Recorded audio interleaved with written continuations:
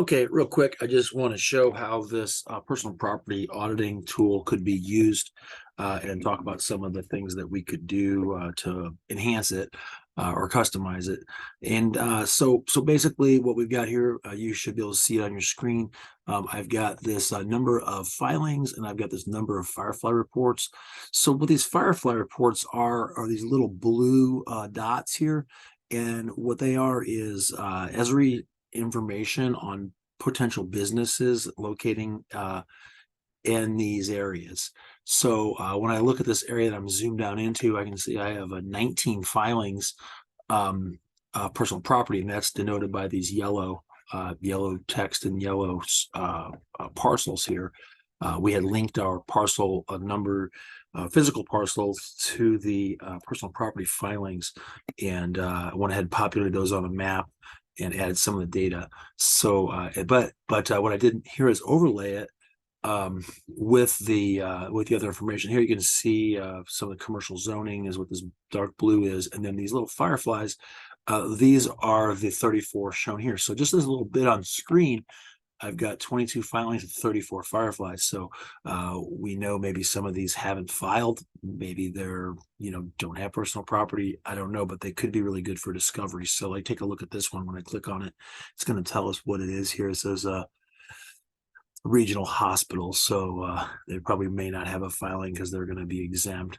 We can take a look at this one here. Let's see, Little Star Circle Incorporated. Okay, not sure what that is, but it might be worth taking a look at. Now, from these reports, we could go in and create, auto-populate a form that would take in the mailing address information that it has, or any of the other data that Esri provides on the individual property.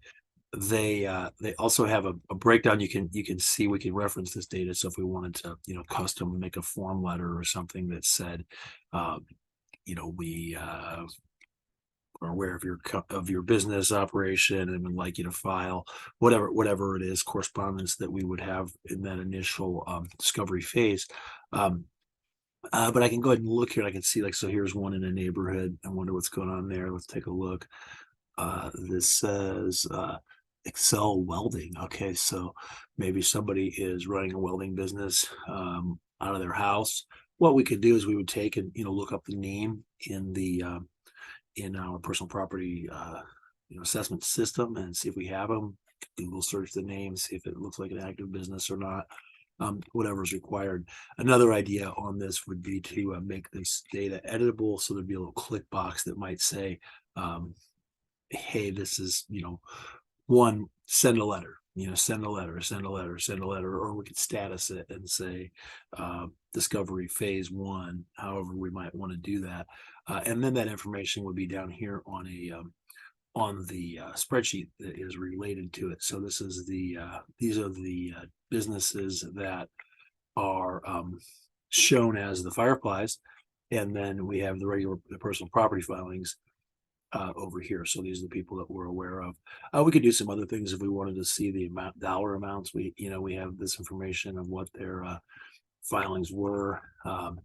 Maybe relate that to building square footages or types of businesses and that sort of thing, to help us look at if we wanted to do more than just discovery and sort of see if all the medical facilities or whatever, or all of the whatever we have here, we can find different types of medical offices or whatever, and see if they're filing similar amounts, or apartment rentals.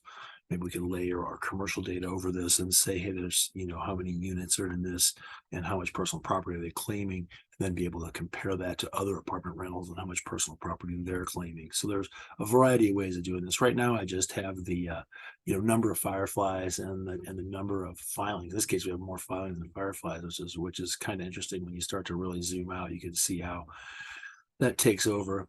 Below here, we have this pie chart that tells the different kinds of businesses represented on the map and highlights them as we go.